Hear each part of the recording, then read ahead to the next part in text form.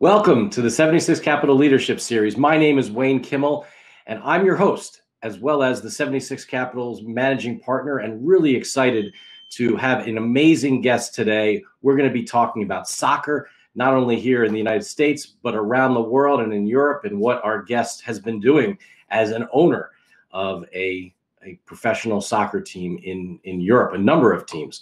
But before we get to that, of course, at our 76 Capital Leadership Series, we're all about speaking with the entrepreneurs, the executives, the athletes who are truly shaping the sports industry today, whether that's in sports betting, in esports, the sports tech industry, the sports media industry. Oh my God, incredible things have happened in that world with the massive deal that the NFL has done in the media world. So there's so much happening in the sports industry, and that's what this leadership series is all about. So you can stay in touch with us at 76 Capital across all social media networks, whether that's LinkedIn, Facebook, Twitter, Instagram, and you can follow 76 Capital across all of those, as well as me at Wayne Kimmel. And then you can also look, of course, you'd want to check in with our best and one of our guys who loves to put some really great things out at 76 Capital, our producer, James Santor. He's at James Santor, and he's a great follow. And I'll tell you something, when you see what's happening within the sports industry today, the entrepreneurs who are creating the next thing, if you're one of them and you're building something really special in the industry, reach out to us at 76 Capital. We'd love to talk with you, find out ways how we can potentially partner together. But let's get to it. We're here on our 76 Capital Leadership Series. We're here with Jordan Gardner, the chairman of the board and co-owner of FC Helsingør. Jordan, welcome to our 76 Capital Leadership Series. Thanks for having me, Wayne. Really appreciate it. Really excited to have you on our show to talk about the overall soccer / I guess in Europe, calling it the football industry, and your career path to being an owner of a team that's truly on the rise right now, and excited to talk about that. But one of the things we do on our 76 Capital Leadership Series, Jordan, is we want to hear the story behind the story. So love to hear where you grew up, kind of what you were into as a kid, and some stories about you. Yeah, no, I grew up in Northern California, in a place called Davis, California, outside of Sacramento. And I had played soccer growing up. My dad was big into soccer, and so he had me and my brother playing soccer growing up. And so I played up into a pretty competitively high level. I didn't end up playing in college, but could have probably played in college if I wanted to, but was always really passionate about the sport. And growing up in that part of California, soccer was always something that was really, really popular. Obviously also a big Sacramento Kings fan from growing up when I was in high school. Those were the Chris Webber years. So that was really exciting. So, that's a little bit about my background. So was your brother younger, or is your brother younger or older than you? My brother's 3 years younger than me. Yeah. See, and so you guys sort of play, compete against each other or play together when you were growing up? No, he was, there was enough of an age difference that he would be on separate teams and then separate competitions than I would, but we were both pretty motivated and playing at a pretty competitive level. And I think my dad was usually coaching one of us or both of us. So it was always something that we were pretty excited about. That's really cool. So then after high school, you went on to college. Where'd you go to school? Yeah, I went to undergrad at University of California at San Diego. Down in San Diego, and not a lot of complaints. It's in La Jolla, which is absolutely beautiful. And so yeah, that was a really fun experience. I ended up starting a business in college in live sporting ticketing and entertainment, and so I ended up starting that business out of my dorm room. And so I did not end up playing college soccer at UC San Diego, which is a Division II school. But it was an amazing experience. I love San Diego. It's a place that always kind of has a special place in my heart. And So when you were in school, you started this business. What was the company called? The company call was Ticket Arsenal, and we were in kind of the secondary ticketing and technology space. It was a really interesting time in the early 2000s when e-commerce was starting to explode, and there wasn't something like we have the sophistication in live event ticketing now in terms of dynamic ticket pricing and all the different sophistication we have now. And we were really kind of in niche kind of events, whether it was soccer or wrestling or Latino concerts or whatnot. We kind of crafted a really niche space for ourselves, and was a really interesting business. Of course, things in that space have changed quite a bit over the years. I ended up selling that company 5 or 6 years ago, which transitioned to my current projects, obviously, in the more ownership side in European soccer. Sure. I mean, even just going back to the ticketing business, right? I mean, it's as we grew up, I mean, the secondary ticketing business wasn't called such a nice name, right? Yeah. I just think about going to Sixers or Eagles or Flyers games, and you think about the scalpers outside. Who needs tickets? Who needs tickets? And it's become such a tech. There's so much technology now used in the industry. It's on a whole nother level with all these big companies that are in this space. Yeah, no, it changed a lot. I mean, even when I started my company, it really kind of was at this transition period where we were more of a technology company than any, more of a middleman, like in a way like StubHub, for instance, than any sort of like guy on the street selling tickets. So kind of the change in the industry was, I think, really good. It became much more mainstream, and what was great for the industry, also in the long run hurt the industry, is that anyone and everyone could now sell tickets and do that on online or whatnot. So it made it where when we first started, maybe there were 500, 600, 700 tickets on the secondary market for an event, online. And towards the end, I would say 10 years later, there was 10, 15, 20x the number of inventory out there, because people would buy tickets and say, I'm going to buy season tickets to the 49ers, and I'm going to go to 2 games. I'm going to sell 8 games. And that's great. I think that's fantastic for the market. It's become legitimized. But of course, that's created a supply and demand issue where it's become more challenging in terms of making a real business out of it. So really interesting industry. The technology component was always something that was really interesting to me, and it's something that's super relevant to what I do now as well. Well, it certainly is. I mean, being an owner of a professional sports team, tickets and your TV and media deals are huge parts of your revenue. So I'm sure it's great for you to know that part of that side of the business. And what was really fascinating, there was even recently an article talking about how now even corporations that have boxes and suites at stadiums now and arenas are now putting those tickets onto the secondary market, which is something that I'm sure was something that you probably wouldn't have expected in the past.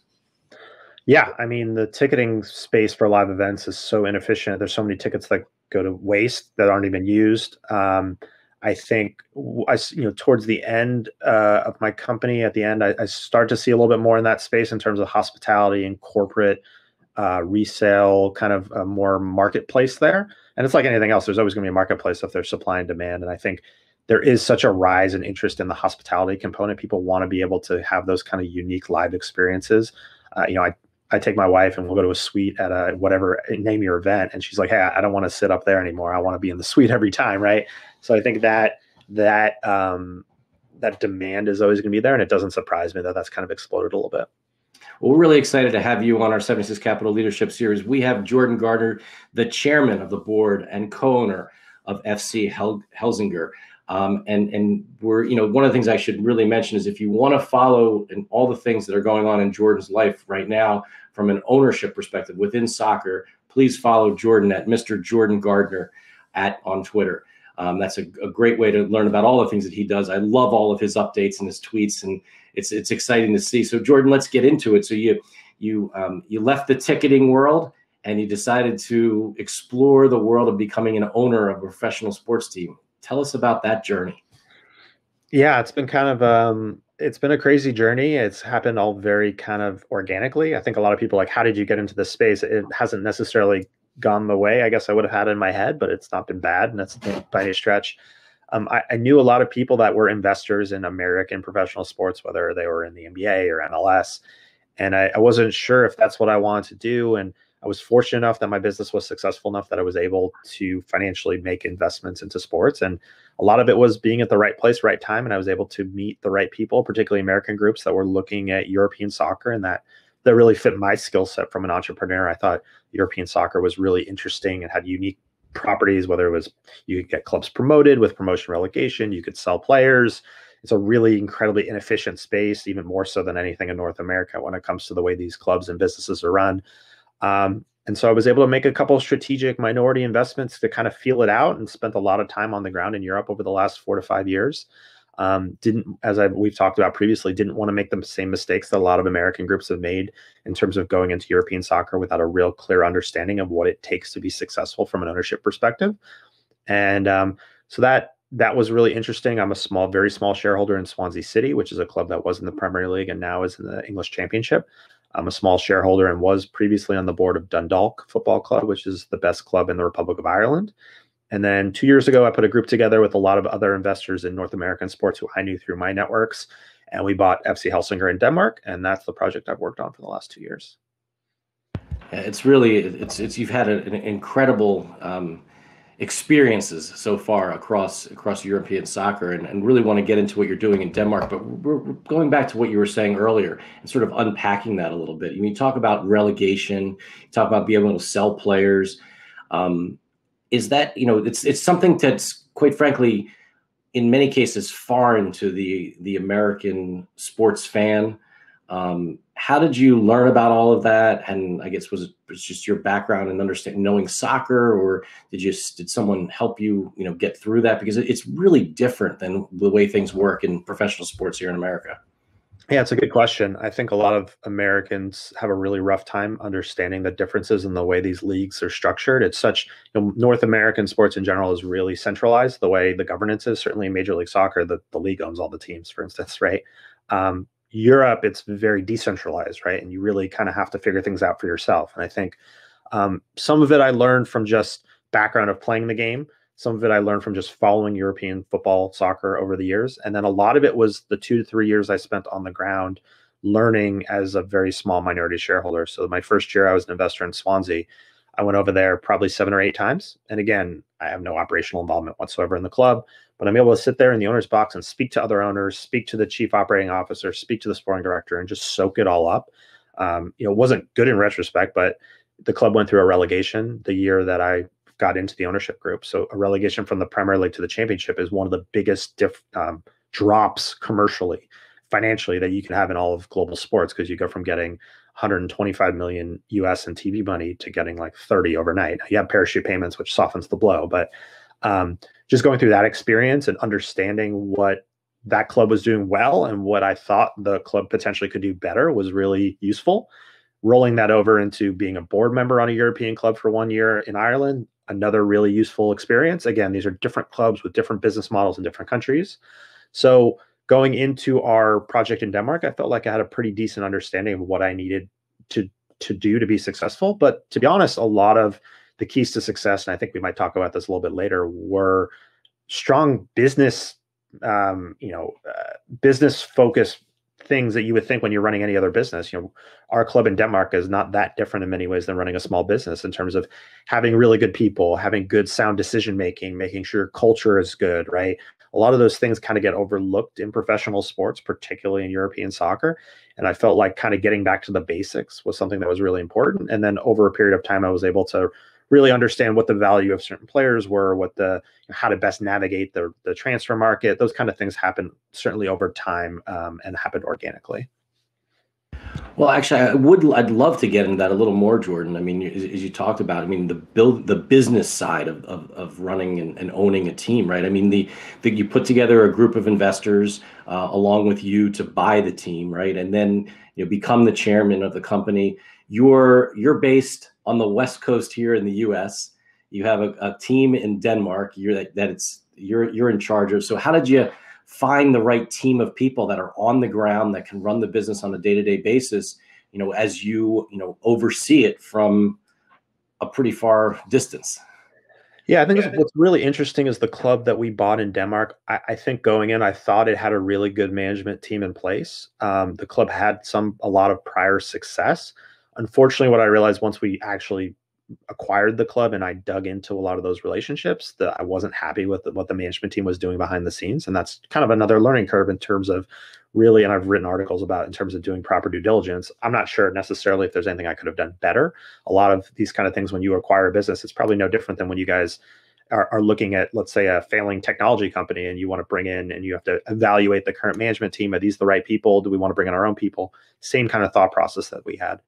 I knew right off the bat that absentee ownership doesn't work in European soccer. I knew that from experience from a variety of other projects. I knew I had to allocate a certain amount of time on the ground, whether that's making sure I'm out in front of the local media, making sure that the employees and the staff know that I'm present. Of course, from a leadership perspective, making sure that day to day the business is being run well. So I think the most important thing that I did right off the bat was I brought in someone I knew and trusted, an American, and brought him in basically as the CEO. I mean, I was kind of crafting this role for myself that was a little bit more operational than the typical chairman. A typical chairman at a European soccer club signs the checks once a year and drinks wine in the owner's box. And like, obviously for me, that's not who I am. I'm an operations guy. At the end of the day, my investment group is looking at me to say, are we going to be successful or not? And I felt like it was really important to have a really strong operational role. So for the first year, at least, I was on the ground in Denmark 2 weeks a month, working really closely with the CEO that I brought in. We changed a good amount of staff. I mean, for us, the club had just gotten relegated when we bought it. So it was kind of a clear indicator that the things needed to change both on and off the field. And the club had really, really poor culture on and off the field. The people who had run the club previously had just created an environment that I just was not happy with. So for me, it wasn't a situation where I could come in and say anything that really was going to change that right off the bat. Really, what I had to do was change the people involved and institute really good culture.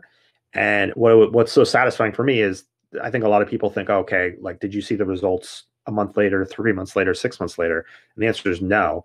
Like, it happened a year later, 2 years later, where you can slowly see that people were starting to enjoy coming to work. The players wanted to be there. There was just a culture shift where everything was kind of falling into place organically. And that was something like, it was almost a case study for me in how you build the right culture and the right sporting organization. And I realized we're a medium-sized club. You know, we're not dealing with athletes who are being paid 50, 100 million euros a year, where the culture and getting through those guys, it's a little bit of a different proposition.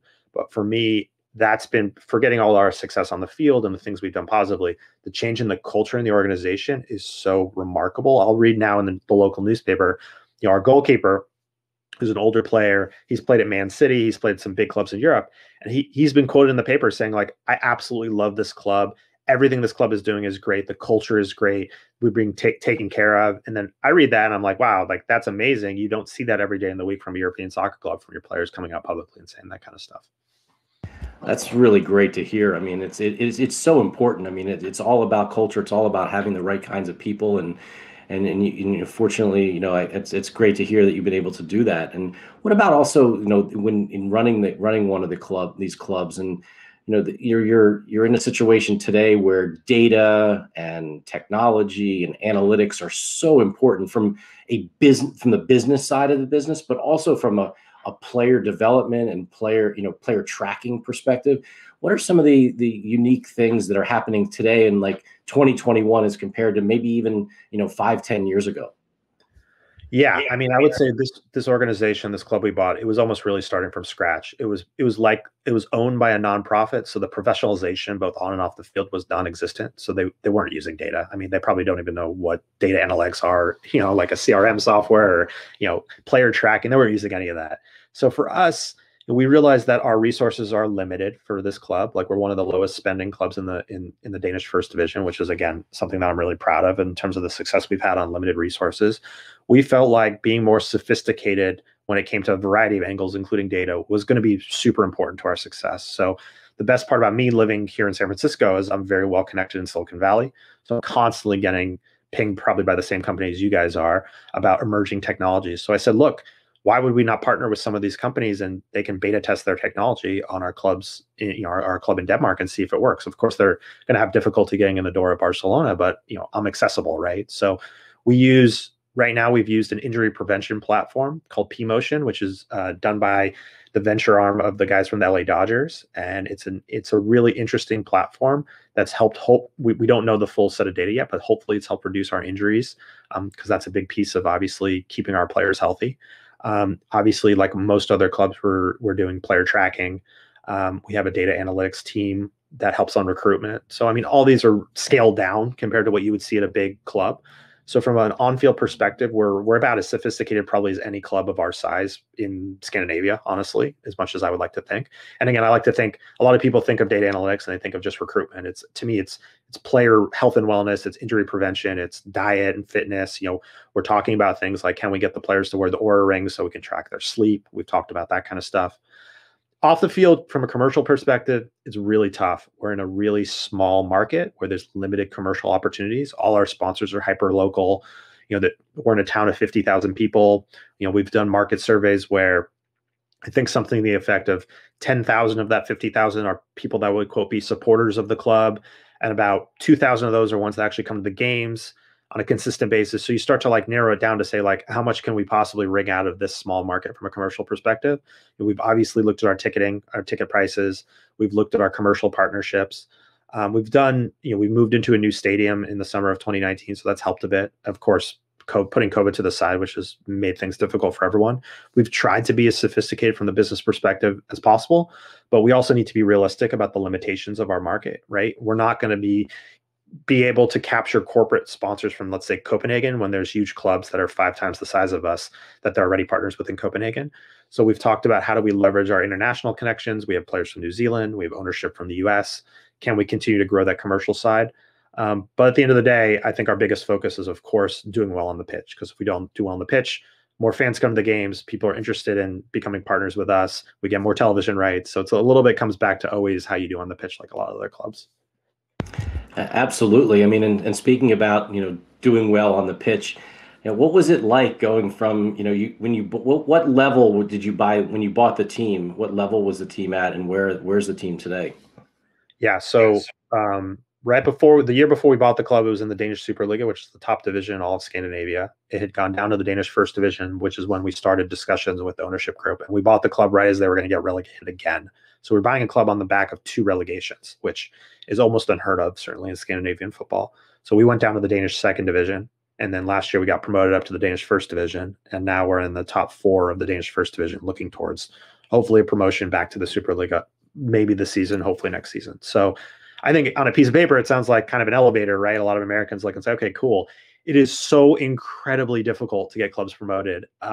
What we did when we went down to the second division is we really maintained a club at the level in terms of budgeting and size and structure of a first division club at the second division level. So once we went up, we can kind of seamlessly transition. Because what I don't like to see, and I think clubs have a lot of trouble, is when they either go up or go down and completely change the roster. I mean, this is a team sport at the end of the day. Cohesiveness is so incredibly important. So, for me, it was an incredibly proud moment when we got promoted, even though, we were technically the favorites, I would say. There was only, because they were restructuring the leagues in Denmark last season, there was only 1 club that got promoted out of 24. So as you can imagine, no matter how good or bad you are, 1 out of 24 is a really difficult proposition. And then, of course, transitioning to have a really, really good season this year is incredibly important. Of course, if we can get promoted again, that's the icing on the cake. But everything that kind of goes into the success in terms of getting promoted and relegated, there's so much that goes behind the scenes, so many boxes that need to get checked. I think people just assume, okay, you spend more money, you get better players, you win games. It's like, there's a correlation there, but maybe it's not as strong as people think, right? There are plenty of teams. We're in 4th place right now, to give people an example. And there are teams that are well below us, spending 3, 4, 5x more on players, right? So they theoretically should definitely be better than us. We're running a more efficient operation. We're making better decisions. What can that get us to the top of the table in promotion? Maybe, maybe not, but it certainly can get us in a place where we're a really good, solid, stable club, which is what we've been after. Well, Jordan, you said there are a couple of secrets there. Can you share like maybe 1 or 2 of some of the secrets that kind of get you to the next level? Is it, is it a coach? Is it having, you mentioned your goaltender or goalkeeper is a veteran? Is it having a veteran presence on the team? What are some of the things that you do that help your team do better? I would say it's 3 things. It's culture, it's leadership, and it's stability. I think from a stability perspective, this club had gotten relegated or promoted almost every season for the last 5. And so that's really, really difficult to maintain cohesion as a team and expect results on the pitch when there's so much instability. I think we've talked about the culture. I think I brought in a coach who not only had a strong background in terms of being a football coach, but he also had a background in the real world. He has a background in human resources as well. So he knows how to manage people. And I think that's something that gets horribly overlooked in sports, and European soccer in particular, is yes, of course, the best players oftentimes win games, and you need individual quality. And of course, all of that is important. But motivating men, developing young players in our case, in terms of we do have a relatively young roster, bringing all those pieces together cohesively, I think is so incredibly important. To give you guys an example, over the winter break, we just had our winter break and we've had 6 games since. Our coach came to us and said, look, I want you guys as the leadership of the club to try to re-sign as many of the players that we have now for next season as possible. And we had re-signed a couple, but I was really skeptical, let's say about 4 or 5 players. I was like, I don't think they're good enough. They haven't shown enough to me. Let's see how the spring season's gone. And with no fail this spring season, out of those 4 guys, every single one of those players has stepped up, and the team has become much like the individuals. It's more the sum of the parts for this team. And we're probably, if we haven't already done it, we're going to re-sign all of them. Guys that 3 months ago would have said no chance. We won 5 out of 6 games. We drew the other. So it just gives you an example to say, if you look player for player on our current roster, we don't have the most talented team. We're obviously not spending the most money. But if you put them all together with the right culture, with the right leadership, the right mix, as you mentioned, of older experienced players and younger players, with the right coach, with the right leadership going all the way up to ownership, that is the keys to success. And it sounds like it's something that should be so simple, but so many sporting organizations screw it up. And whether it's ego, whether it's issues from the ownership, whether it's we're going to hire the next coach who's a tactical genius who doesn't necessarily know how to motivate players, whether it's players who don't want to be there, we found it's really important to have players that really are genuinely bought into the project. Because at the end of the day, yeah, I can have a player who's under contract for another 2 years, but if he doesn't want to be there, he's going to be mentally checked out. And it doesn't matter that he's under contract, that we could force him to stay, right? So we really want players who want to be a part of our project, and having those players have buy-in really helps. So I'd say everything I described, and of course it's a little bit of luck, it's a little bit of everything, but I think that's been the keys to success for us. That's tremendous. It's really great to have Jordan Gardner, the chairman of the board and co-owner of FC Helsingør, on our show. And as you're hearing, the team is playing really well this year, and hopefully going to be moving all the way up to the top division of Danish soccer. That's really incredible. I mean, Jordan, one of the things that really is interesting about the European soccer game as compared to the overall game, and as compared to what's here in the U.S. is the youth side of things and the development of youth players. Identifying from what I understand, I mean, some of these kids could be under 10 years old and they're sort of identified as potentially a professional soccer player, and which is it's starting to happen a little bit with MLS in a few different cities around the U.S., but certainly not to the level that it is in Europe. Talk about that and how you're involved with that and with what you do now with your team. Yeah, I mean, look, the sport in Europe is so culturally ingrained over generations that you don't have, of course, as everyone knows, you don't have competition, let's say in a place like Denmark, where their kids aren't playing baseball and American football and basketball. They're playing soccer. And from a young age, they're being focused on the sport. It's so culturally ingrained. I mean, I have a good friend who has a 9-year-old, and he came to visit here in San Francisco. And the kid literally the entire trip had a soccer ball at his foot, whether he's at the playground, whether he's at the beach, he's at the park, had a soccer ball at his foot. So I think that kind of cultural integration is something we obviously don't have in the sport yet here in the U.S. You also have the infrastructure, right? In a place like Denmark, you have talent identification centers throughout the country. And what's really interesting is they've tied themselves in with their, like, basically the IOC, the Olympic Committee, basically in Denmark, and the schools. So what's really interesting is that the kids, once they're identified, they can go and train in the sport, in this case soccer, before school, go to school, and then train in the sport after school. So it's this immersion in the sport that we don't have here in the U.S. And then, of course, once they get to a certain age, I think in our academy, it's under 12s, then they start to get into more of a professional environment, and then they're developed, and MLS does have that infrastructure in North America as well. But I would just say the whole system in place is just set up to bring the players through and develop them as professional soccer players in those countries. We just don't have that yet in the US. And of course, from an owner of a European club, it's super interesting because these players are assets, right? And we want them to come and play for our first team and eventually sell them on to bigger clubs, because that's one of the reasons we're there in terms of making this a business and trying to find ways to monetize it. But of course, it goes to the same keys to success I mentioned earlier. At your academy level, you have to have good people who know how to take care of the players, who know what they need and what they need to be successful in terms of moving forward, both on and off the pitch. But I think, like I said earlier, what's so impressive to me in a place like Denmark is the integration between schools, the national federations, the sports. It's all very integrated. And I think that's why you see a country of Denmark with 5 or 6 or 7 million people, let's be realistic, doing a better job of developing talent than a country of 330 million people like the US. It's fascinating to hear. I mean, you have a 12U program. I mean, so it's the kids. I mean, do they come to the academy before school and they go to school, or do you have a school there? Like, how does that work? I mean, So up till a certain age, they go to their like local clubs. So it's a little bit kind of we have like a network of clubs, and once they're good enough at a certain age, then they'll kind of feed up to our club at our first team. Not every player obviously goes through the program where they train before school, because again, not every player is probably good enough or going to be on a track to be a professional athlete.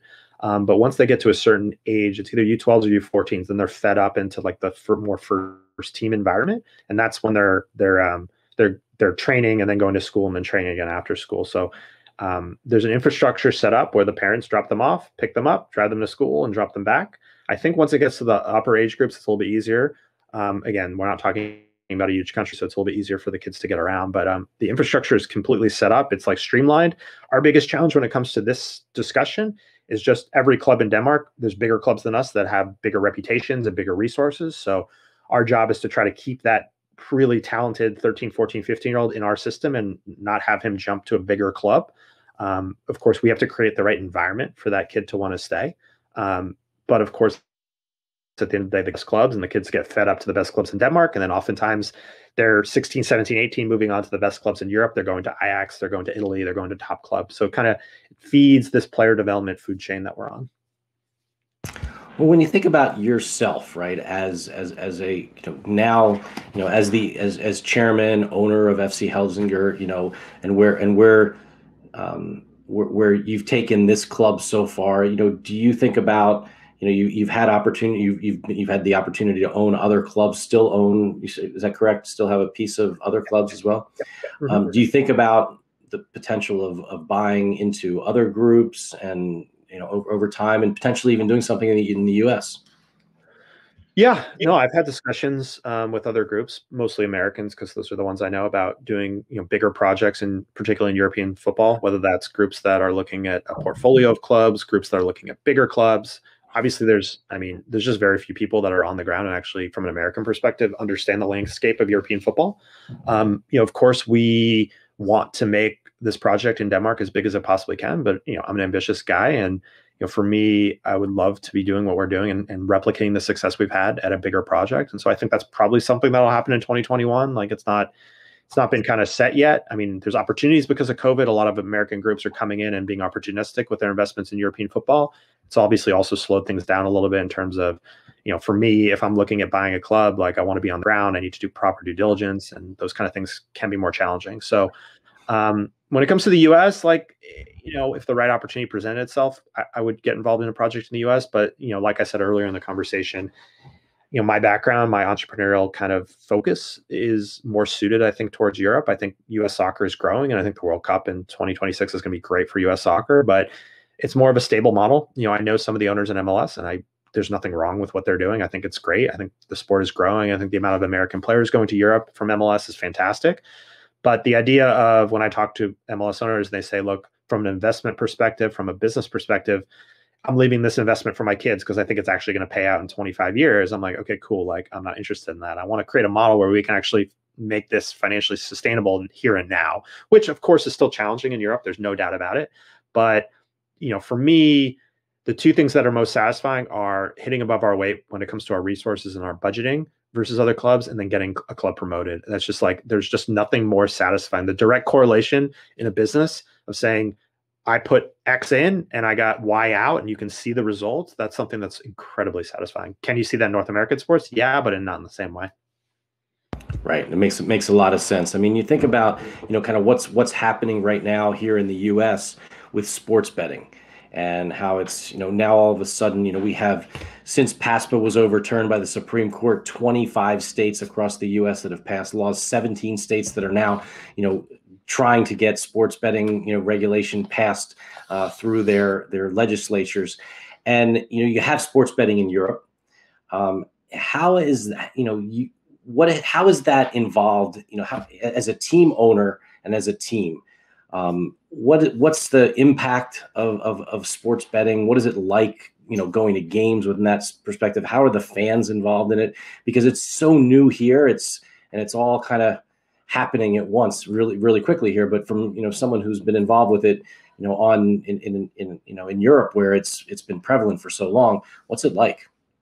Yeah, it's definitely strange, I would say, certainly at the beginning, because, you go to a game, you sit in the VIP box, and they're like, here's a sheet.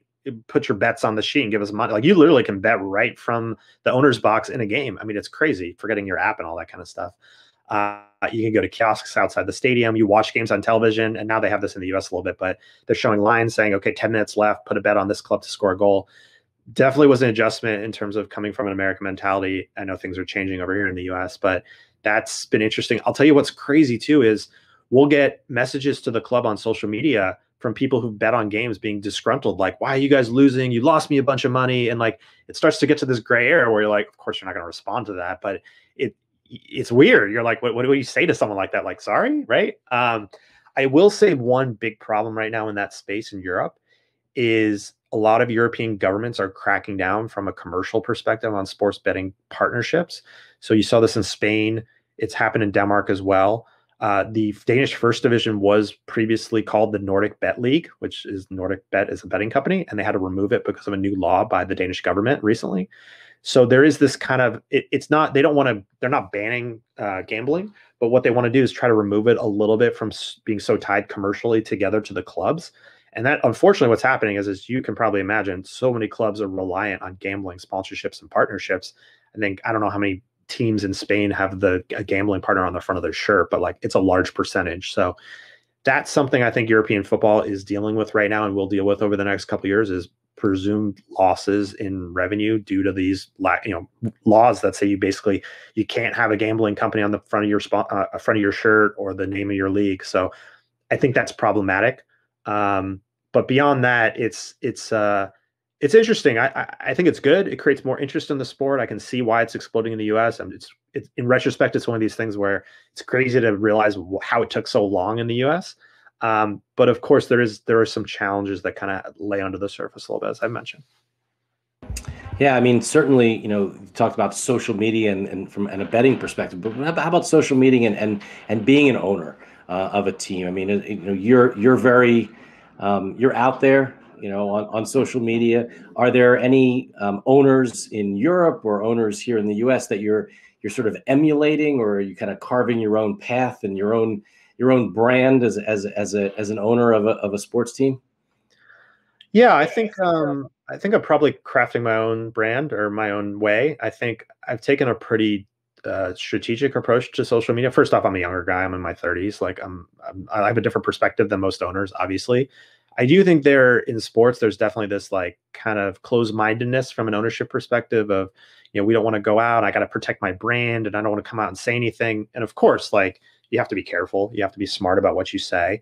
I'm sure people look at some of the stuff I put out on social media and think I'm an idiot or don't like what I say. But for me, in crafting this narrative, I get so frustrated with the things I see in this business that I feel like it's really important to have a voice and be like, look, like, these are conversations I'm having between close business partners on a WhatsApp chat. There's no reason I shouldn't be writing an article about it on Sports Pro, right? Like, I think that's what's really important, especially when I'm in a space in European soccer where we're still, as Americans, both players and coaches and owners, having to build credibility in Europe. And I think it's really problematic for me when Americans come into Europe and they make a lot of mistakes and do things the wrong way, and it makes my job more difficult. So I like to be transparent about things. And I'm saying, look, like, I don't necessarily think I have all the answers. You might not agree with my opinion, but I think it's important to have an opinion on the topic. And my thought is, if I'm going to be on social media, if you're going to be on social media, have something interesting to say, because if you don't, might as well just not be on there. So I do realize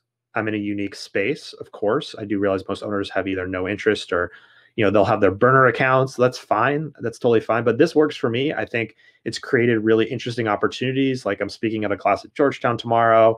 You follow what I do on social media. Like, I've had inbound traffic on, potential employees or clubs or whatnot. So it's been a huge net positive for me.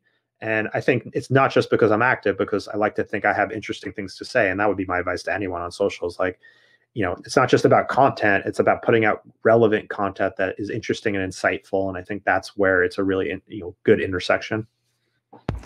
Well, I certainly enjoy following you and like your point of view. And if you're out there, again, you got to follow Jordan at Mr. Jordan Gardner on Twitter. He's a great follow, and someone who, as he was saying earlier, puts his opinion out there and his thoughts on the business side of sports, on just what's going on with the team, et cetera. It's great to it's great to see. As we start to wind things down on our 76 Capital Leadership Series here with Jordan Gardner, Jordan, I'd love to ask you one thing. I mean, one of the big things that we do at 76 Capital and we're all about is really this idea of again, you talked about working with good people. That's important to us. Working with really smart people. We also have this belief and this responsibility of wanting to do the right thing and try to make this world a better place. Do you feel this similar kinds of ways? And how do you work in sort of social responsibility and doing the right thing with the teams that you own? Yeah, no, I do think it's important. I think social impact in sports is becoming more and more important. I think we haven't done it yet, but I know there's some club owners who've made a commitment to make their clubs green and sustainable. I know, for instance, the club FC Nordsjælland, who we know in Denmark, they have an academy in Africa, and they're doing a lot of philanthropic stuff with young players and young kids out of Africa. For us, our focus has not been directly on social impact yet, but I think whatever next project it is in terms of scale, I think it becomes more important. It's really important for me in terms of sustainability, whether it's at our stadiums or whatnot. I think that's a key piece of what we do. I think this industry, European soccer in particular, can definitely be very exploitive in terms of players and young players. So I think it's important to set up systems where if a player is coming through your academy and he's not going to be a professional athlete, a lot of these clubs kind of just discard these players. And I think it's really important that we help those players either get jobs or get education, helping the local communities we're in. So that's something that we do to a very small scale in Denmark, but I think is even more important as you scale to a bigger club. But from a big picture perspective, I think you look at the growth of women's sports, right? We have a girls academy. We don't have a women's team, but we have a girls academy. I think that's kind of the next wave of importance in terms of sports. So there's a lot of different areas. And I think whatever the next step for our projects are, it's probably going to have a strong social impact component. Well, that's amazing. And it's been really great having you on our 76 Capital Leadership Series. Jordan Gardner, the chairman of the board and co-owner of FC Helsingør, thank you so much for joining us on our 76 Capital Leadership Series, and much success in the future. Thanks for having me, Wayne. Really appreciate it.